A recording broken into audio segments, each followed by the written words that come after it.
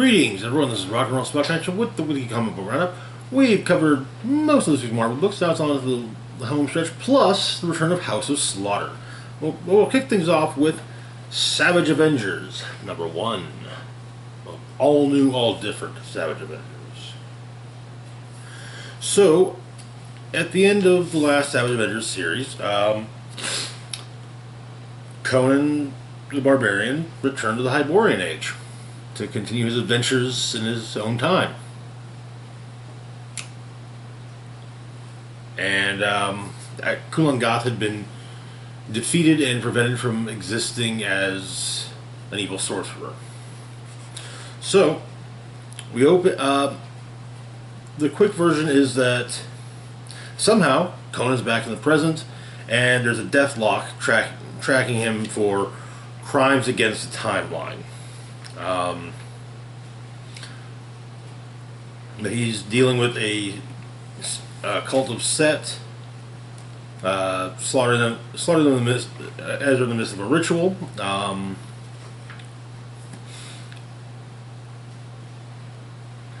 Anti-Venom and Daredevil are looking into something that happened in some sort of attack on an Alchemax lab. Turns out the lab is missing a mad bomb, which appears to be in the possession of the Set cult. Weapon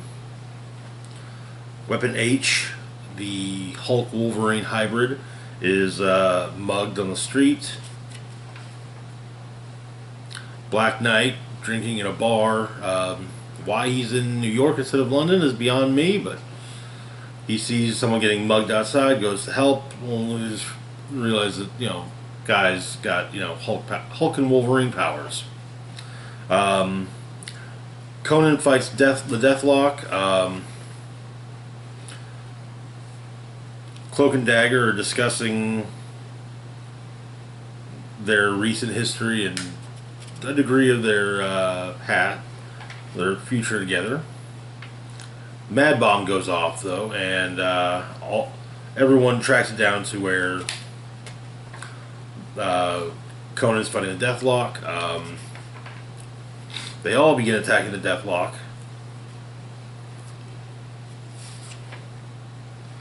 And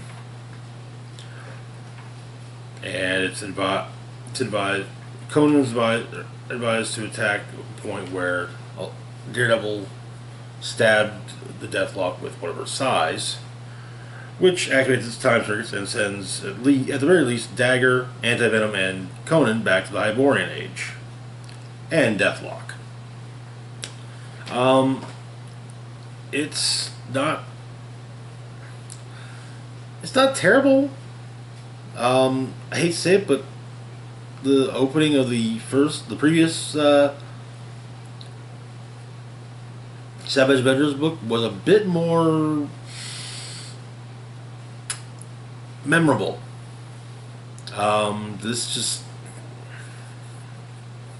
It feels like it's just an excuse for Marvel to keep using Conan, since they're soon to be losing the comic book license.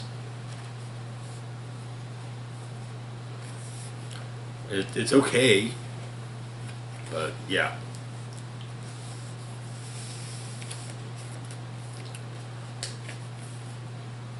Moving on to our next book, we've got Thor #25, Part 2 of Banner of War. Thor and Hulk ended up on in an intergalactic arena, and began beating the hell out of each other. Odin noted that something seemed off about Hulk and suggested that Thor basically hit Hulk with the Odin-infused Mjolnir, which led to Odin being in the control center of Spaceship Hulk. So we begin at Avengers Mountain. The Avengers, the FF, and a few others have all gathered, and they're discussing.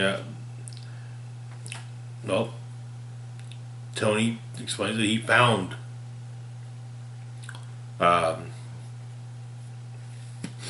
that they found Hulk. Goes into this whole thing about about how he did it with all this massive amount of satellites, and which makes Mr. Fantastic extremely uncomfortable. But then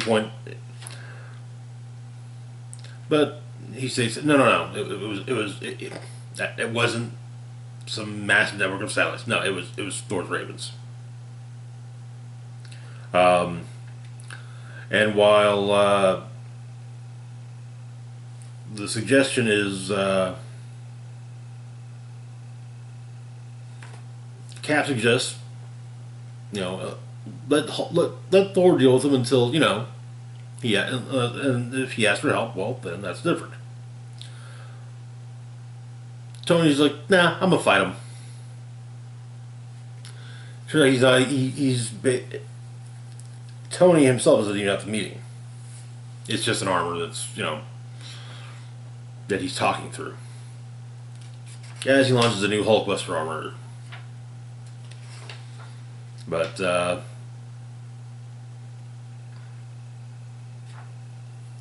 Odin starts.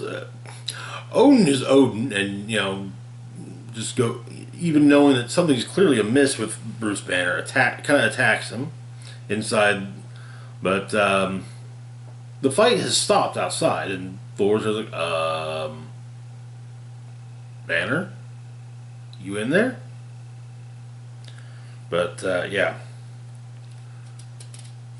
the fight kicks back up again. Of course, now the fight is both in the control room and the real world. So yeah.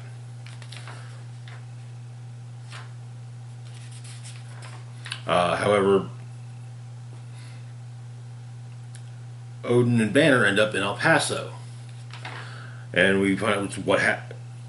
Now, okay, keep in mind, I didn't read Immortal Hulk, so whatever happened, if what happened in El Paso was actually shown in Immortal Hulk, I don't know, but it's been alluded to quite a bit in the series so far. But after having beaten the devil, Banner ends up in El Paso, goes to a bar. He had heard about things, and he gets nudged by one of the patrons. Started to get angry, but he, calmed down. Tried to, and make amends, but it seemed like the biker he was touching was becoming a Hulk. And so everyone in the bar did, and so Banner didn't Hulk out, but he used the savagery and, to a degree, even I'd say the strength of the Hulk to just take these guys out, and rather viciously, I might add. But he wasn't in control. Someone else was in control, and he wanted to, when the bar caught fire. He wished he had been inside of it, but yeah. But Odin's recalled to Mjolnir, and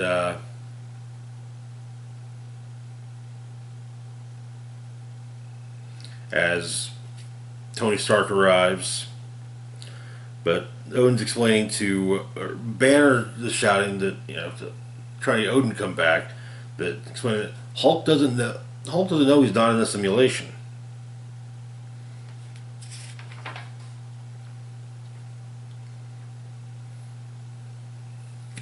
But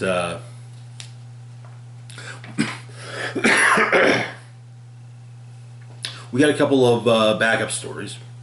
First off is If This Be Mercy by Tom DeFalco and Ron Friends. The next one is Thor's Wedding by Nadia Shamas and Simone D'Armini. It's adapted from the Norse myth of the same name. But in If This Be Mercy, it focuses on Enchantress. It was during one of her stints of being not a villain.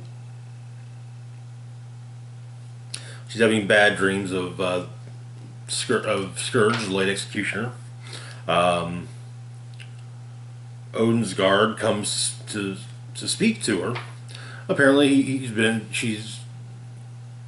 Amora has been invited to a dinner with Odin, and she thinks that maybe there's a weakness that she can exploit. She tries to, and the Allfather says, "Yeah, no."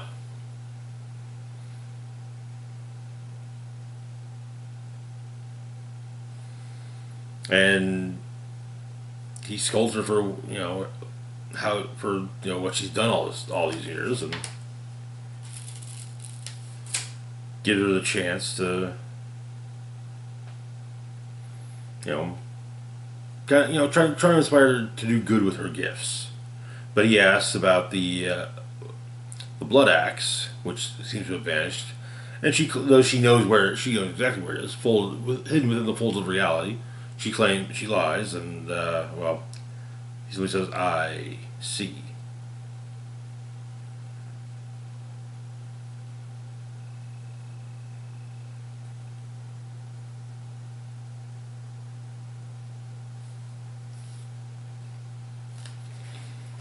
Next, we have Thor's wedding. So, okay, there is a Norse myth about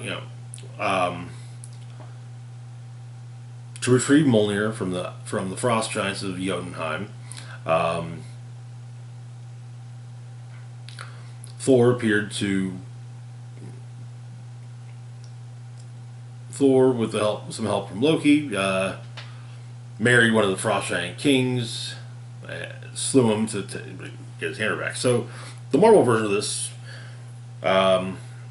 is that this hammer got stolen, and so Loki goes to Jotun and say, "Hey, we get the hammer back." But this frost giant king's like, "Nah." Tell you what though, you know what? Hey, sure. If let me marry your sister Angela, and Loki's like, okay. Angela's not happy about that, but Loki has a plan, which Thor's gonna hate. He always hates Loki's plans, which is basically put Thor in drag, and he masquerades as Angela for the wedding, but eventually he's had enough and just he asks his new husband for Mjolnir back, and yeah, sure, can't deny my new bride, but yeah. Thor retrieves his hammer and wrecks house on the frost giants, and explains that the only favor he currently owes Loki for all this whole thing is not pummeling him into a fine bloody mist. And that is where the issue ends. There are some fun tales in Norse mythology. Actually, most mythologies, but yeah. Like, keep in mind that Odin's prized steed was an 8-legged horse birthed from Loki. No, really. Moving on to our next book, though, we've got Venom, Lethal Protector number 2. Where we left off, it seemed that Humbug had actually taken down, or at least more gravely injured or gravely damaged the symbiote, and Eddie was now alone. So Eddie breaks into a building to finds a place to hide. Of course, he's cold. Opens a furnace, and some sparks get out and hit the symbiote, kind of acting as a defibrillator. The symbiote's fine, just injured, needs to heal. So Humbug, meanwhile, his place is surrounded by cops, but the two guys he approached about helping them out, a team, villain team type thing, come to him. Later,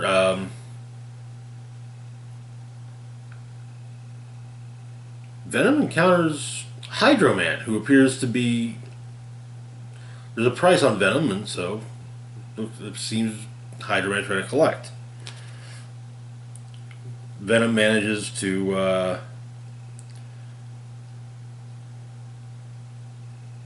make Hydro Man a little more solid, and then use a nail gun on him. But and Hydro Man just escapes, embarrassed. Humbugs would be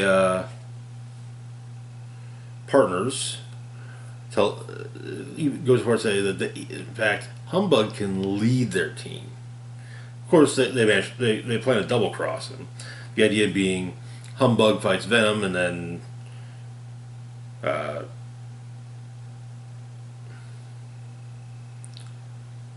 and Death Spider, if I remember correctly, then intends to use a torch on both of them. But Venom takes on the guise of a security officer or security guard, goes into Daily Globe's offices to do some research, get some ideas on how to defend against Humbug in the future. Runs into an old coworker of his who's terrified of him, but he escapes. Eddie also learns that yes, learns about Anne's engagement and verifies it's true, and also finds out a bit about her fiance. He's a shrink. That's all. Nothing bad about him. But Venom attacks Humbug again. Humbug tries figures, well, increase turn the volume up on these on the bug sounds didn't work last time, but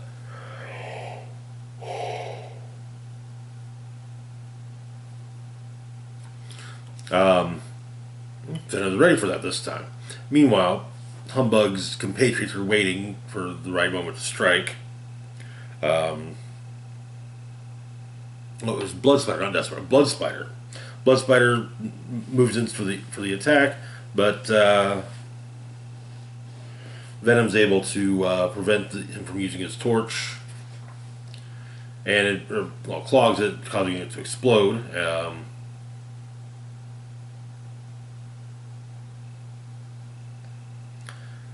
He manages to short out the speakers that Humbug's got strapped to him, and give him a bit of an electric shock, and then just leaves him,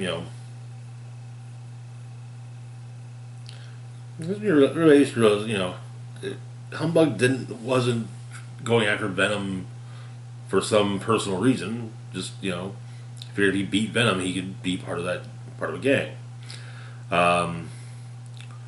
Then going for the Life Foundation that approaches Venom, explaining that she knows who he is, and maybe they could, maybe the company she represents could possibly help him to get rid of the vulnerability to sound. And that is where the issue ends. I'm enjoying this series. I will admit it's a little jarring to read stories set at the time when Venom was still ostensibly a villain, but it's still so far so good. I'm liking the mini. Moving on to our next book, though, we've got Spider-Punk #2. Where we left off, the Spider-Man had been attacked by Taskmaster after having captured Kraven. So Taskmaster fights the band, frees Kraven.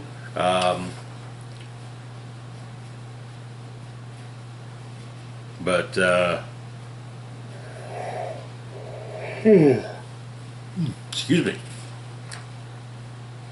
Kamala Khan shows up to help to save the day.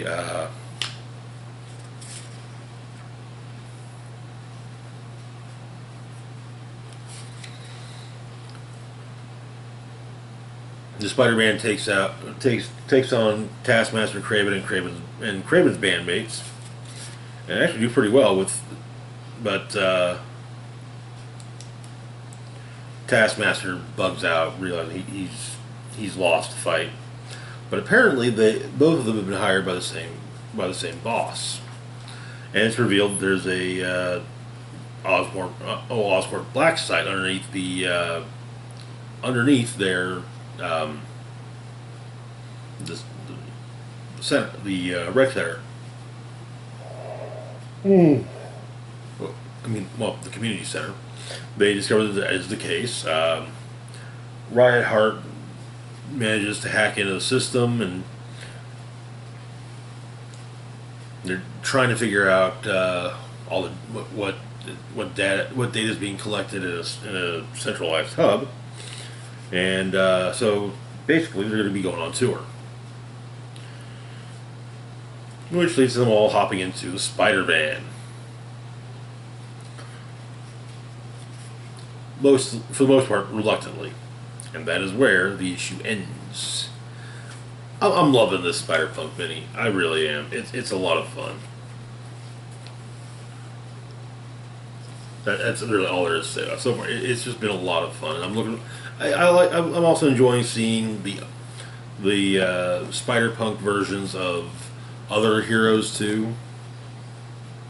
We got Cap, we got Ironheart, we got Miss Marvel. Next issue we'll be getting Daredevil. So yeah, fun stuff. Moving on to our last book for the moment, we've got House of Slaughter number 6, kicking off a brand new storyline, completely unrelated. Well, not completely, but almost fairly unrelated to the previous one. This one focuses on one of the red masks. But we open up.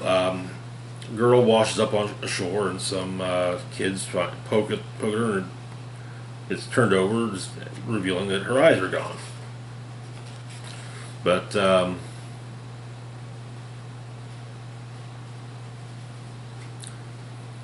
one of the red masks apparently plays chess with a young white mask. We also get an explanation of the Scarlet masks. Scarlet masks see to how the house is run, sometimes for generations. They run red because they're the lifeblood of the house. If some confuse them for butlers, well, that's on the Scarlet mask. But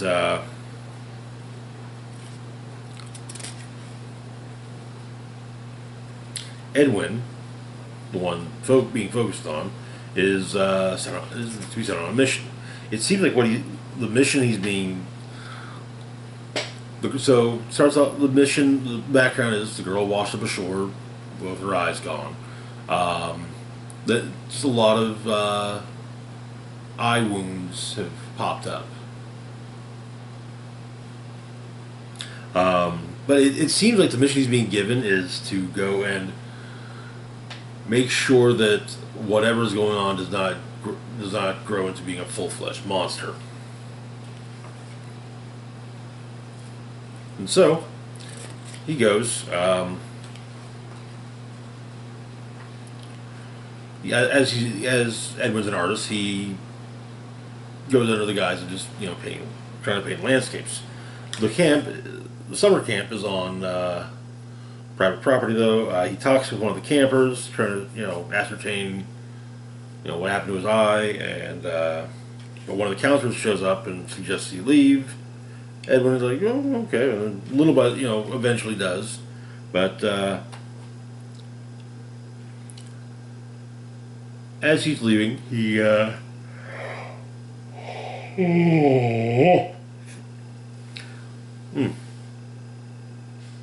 thinks on basically what the camp counselor told him without telling him. And that is where our issue ends. I'm liking the direction of House of Slaughter, kind of adding to the universe of something that's killing the children, making references to what's going on in something, but not having it kind of each story arc will have its focal characters, and then you move on to the next story arc with a new focal character. I like that. It's cool. Anyway, that is going to do it for now. As always, feel free to like, share, and subscribe. Links to my Facebook, Twitter, Patreon, and PayPal can be found in the description box down below. This is Rock and Roll Spock signing off, saying, live long and rock hard.